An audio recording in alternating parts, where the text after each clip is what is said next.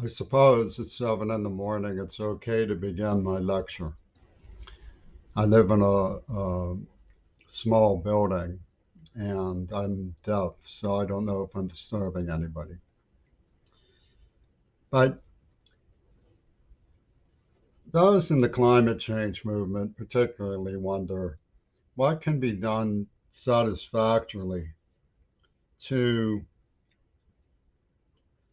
meaningfully attempt to defeat the forces of fascism behind climate change without further endangering ourselves with reckless conflict. What I propose to do is answer that. Many people who are aware of my background from Pittsburgh know that I have a long standing engagement with the administration of the University of Pittsburgh over the Reagan era formulas about the so called nature of reality. Even if you discount the extremism, they, after all, murdered my father, engaged in terrorism and torture of me as a child, and created a false narrative to cover it up. But I love Pittsburgh, and it doesn't do any good for anybody to be villainized by those who love you. So I'll address this to a sort of kinder, gentler philosophy of the nature of reality by which Pitt manages to seam its way along despite the catastrophe that their negligence has visited upon us. And I'd like to introduce an important word in defeat of fascism: administration. We're dealing with a coalition that cannot be trusted, and we need administration that can be trusted. Their kinder, gentler assertion is that, after all, we live in an adversarial system. I'd like to take a look back for a moment at who my grandfather was, which you can see up on the wall was a press reporter type, and he did indeed work for the St. Louis Post-Dispatch. I used to have a picture. It was confiscated by the irregular forces in the so-called adversarial system of terrorism, domestic terror. Used to have a picture he took of Eleanor Roosevelt at the UN Pavilion. You could tell who it was. She was a very distinctive lady. And you could tell that he took great care in taking the photograph not to disturb her. Well, they also avoided a letter from one of her friends to me, a woman named Martha Gellhorn, who lived in the White House with her. People who would destroy someone like me purposefully and with targeting and direction are a coalition that cannot be trusted. However, they have developed a narrative that I am even less to be trusted. And in order to do that, they've said that I need them more than they need me, and that I visited an intolerable humiliation on a community that has vowed death before dishonor. The morbid extremism at work is obvious, but it also comes from Major League Baseball, very important factor in what brought me to the area that I live in now, which is Seattle and Tacoma. So when I discuss administration as a plausible antidote to a coalition that cannot be trusted, I'm going to focus on Major League Baseball in the city of Seattle. But I'd also like to discuss the mindset that is at work, because when Schwarzenegger promoted Greta Thunberg, he was using a girl who is sincere. And his faction had spoken to me before. A man named Jim Hagerman from the Pentagon told me it is widely believed in the Pentagon that the Earth just isn't going to make it. When I asked him why they don't do more about it, he said, "Who cares? I've lived a good life." Well,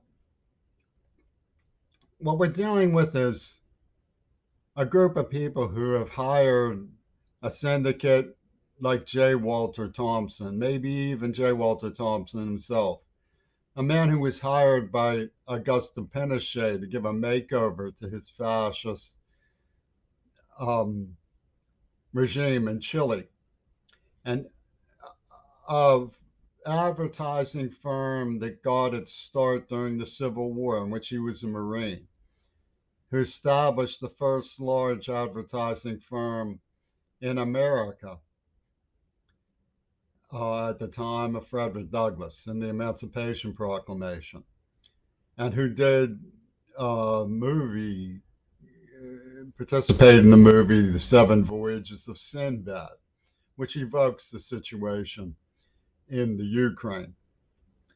So when I say that I don't like to villainize someone I love, I mean it. I don't.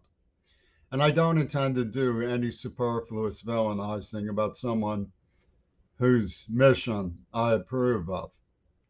But I do want to look at the background of how the celebrity superstate has become filled with gargoyles and rotters who believe that there are important people, and then they don't say subhumans, they say fans. And I'd like to talk a little bit about the negligence of administration.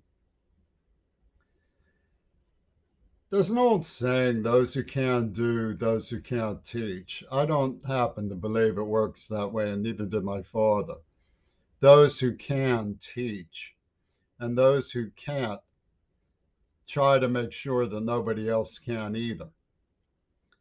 There's a sort of kicking of the scholars' notebooks that comes out of Major League Baseball when they come out strutting and preening and making themselves out to be the ferocious, manipulative jinx of the poet, demanding 7 labors of sacrifice from the man who could have saved John Lennon. And we need to discuss how this was designed and scripted for what it has been for them. What we see is a sort of tacit approval, and they set up a place called Tacit, which has DT and CIA in it, for T's acid, which nearly murdered me as a child, a battered child. There's a sort of tacit approval on the part of Puerto Ricans Edgar Martinez of the promotion of the people who murdered Roberto Clemente. There's a monolithic mania in the hogging of the Machiavellian NAACP, who promoted war games. When I turned to the rock industry about the problems of ecology in the 80s, they put out songs like Vroom and strutted around promoting their conspicuous consumption of automobiles, classic automobiles, and so forth. So we're not dealing with the 7 labors of Hercules.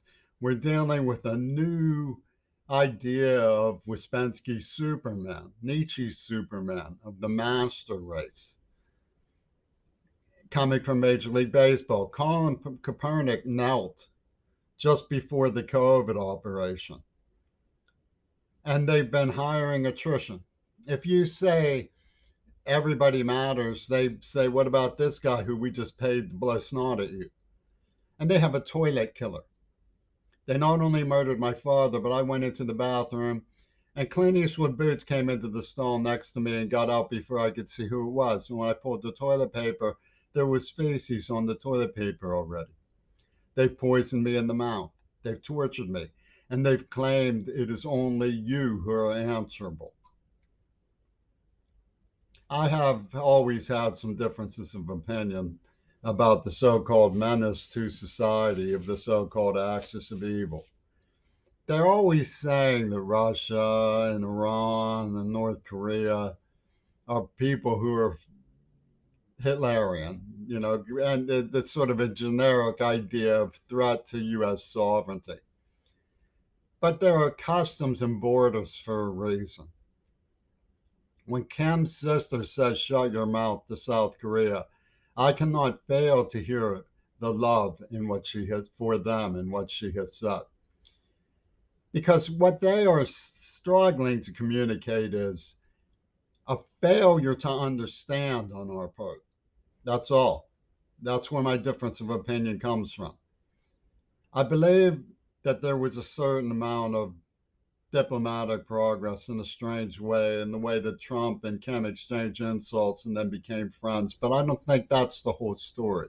I think we are sufficiently different that we need to keep our distance from one another. But that's what customs and borders are for. But I don't think we should deny that we have failed to understand. The people of Afghanistan, the young men, the ones who we promote as demons, who are oppressing women, are struggling for lives. They care about their women children just like anybody else. Our failure to understand is driving some of this stuff. Now, you're not allowed to listen to anything like that. Police won't allow themselves to hear my point of view.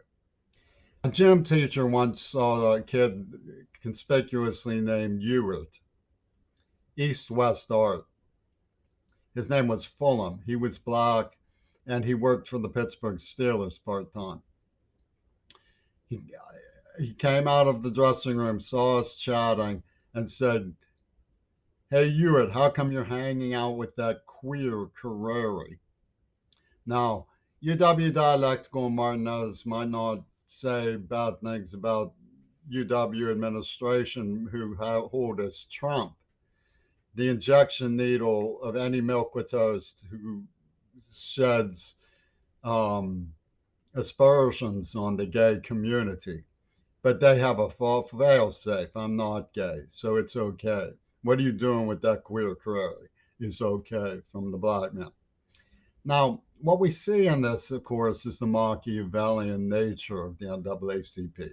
They're playing to win. They want vroom rights. I knew a woman who was elderly and interpreted for the deaf who came into the class that Dr. Proctor had all of the students sign a guarantee against not taking offense. And she was so offended by his sexualizing of things, by his trophy conquest ideas, his leering, that she demanded to be reassigned to other classes and not have to interpret for him. But when you look at the administration's refusal to address the preening and the gargoyles and the Rambo intelligence crowd kicking the notebooks of the poet and then calling themselves supermen and celebrities, you realize that there's a dialectic, a hidden dialectic. I don't particularly care for obsession, focus on dialectics, but there is one of who is really humiliated. In Casablanca, Humphrey Bogart has some very strange words to Ingrid Bergman, who came from Nazi Germany's cinema. He says, "For your sake, I let her pretend," to the leader of the underground, who's using a double cross, by the way, and who himself is suspected of fascism. "I let them pretend" was the idea that was rooted in Adolf Hitler's and the Axis revenge attack, which is now ongoing and virtually declared. Let them pretend comes from Borges, an Argentinian labyrinthian writer, who would, when there was a rival to the power Basso, actually give him everything he wanted to the point where allowing him to sleep with the Basso's wife and then announce himself the Basso, only to get a last laugh when the real boss had put a bullet in his head. They allowed JFK to pretend. That's what we're dealing with. The mechanics took his wife. Charles Bronson had a namesake present in Dealey Plaza. Just as they used Roberto Clemente's name to impinge on me with a betrayal from a woman who was targeting an implanted neuroplasm. This, they told me, was because of my heritage as my birthright, my claim to birthright was Hiroshima, they claimed. And so my birthright was canceled in favor of King Edward's idea that we have been allowed, because they're friends, to pretend that we had legitimacy.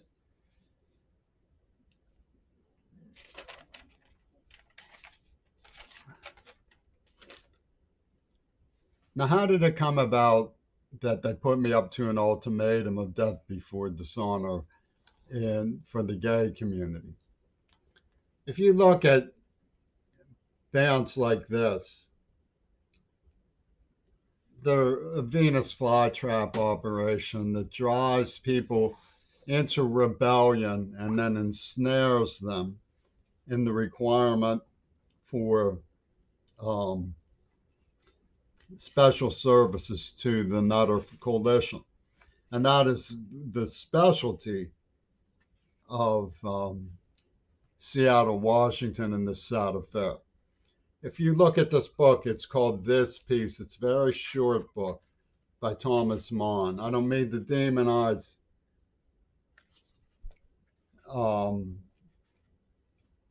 England back, but it says, we were pawns in a shameless game, driven wantonly to and fro between hope and despair. We were not politicians enough to see through it. Despite all that had gone before, we could not credit the prospect of such heaped up knavery and maneuvering. Our simplicity was culpable. What else could it be but hypocrisy to behave as one believed all those pollings about our brothers in the Sudetenland, when everybody knew it was not a question of the brothers, but of the Skoda Works, Czech industry, Romanian oil, and Hungarian grain? It was never a question of the resistance to climate change. It was about vroom, vroom. And the proof of it is in who was behind the operations of sibling rejection.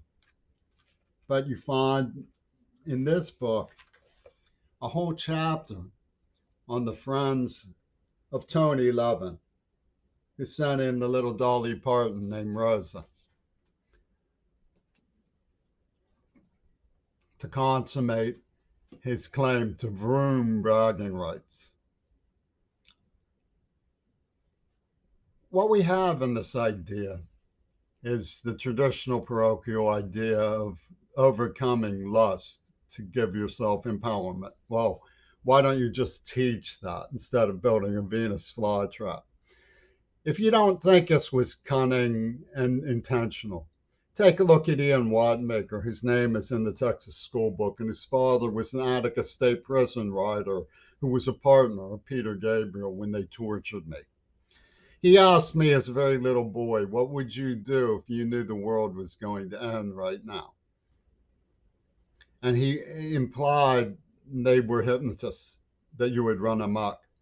What you do instead of that is you teach longevity and show in schools that people have hope. Instead, they come in with a laugh and a pun. You've all day.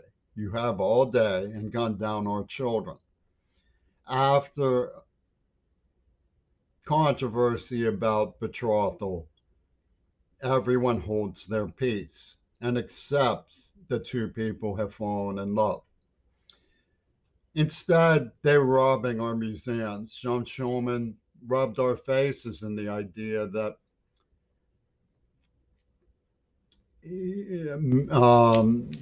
mayors behaved sometimes with great care during times of plague. That's what he was busy writing about while they justified their operation in the AIDS attack. There's things that show that there's these four women, Jacqueline Kennedy, Susan Sontag, Angela Davis, and Alice Kaplan, are four women that need to be investigated. But failure to understand works both ways. We have a very serious problem when it comes to failure to understand. The Proctors, who I largely admire when it comes to scholarship, but when it comes to psychology, I don't admire at all, had a man named Nate who used to knock out whites, and other whites would cheer. And you can't see in this Machiavellianism an indication of a desire by the Machiavellian whites to make blacks Machiavellian like themselves and include them in a super race. To whom I mean, they've already gotten the gays on their side with Vroom. There's nothing you can say to UW Dialectical when it comes to the gay community. They are a lost cause. And they come along and kick off our grannies and say it's building momentum. For who? For what? If you look at, for the Crow-Cagrigosta Chronic, for Yoko Ono is who? If you look at the whole thing, what comes from Yoko Ono's holding company. Yoko Ono not only targeted me and viciously tortured me and sent around Major League Rambo gargoyles to kick the notebooks of the poet Jinx, but she was well, I mean, obsessed with cruelty. She's one of these toilet killers mysteries, and so we need to speak up to administration. Why would Gallaudet stand there while Major League Baseball purposefully inflicted a humiliation on a deaf person? It's not like they're courageous when it comes. They have super strength. They can brutalize me. They've proven that. But they're chickenly and womanly. Louis Lapham can't evade responsibility for his role in this. They have a referendum of Assad's. This, they're chickenly and womanly about it, and they stand tall in domestic terror.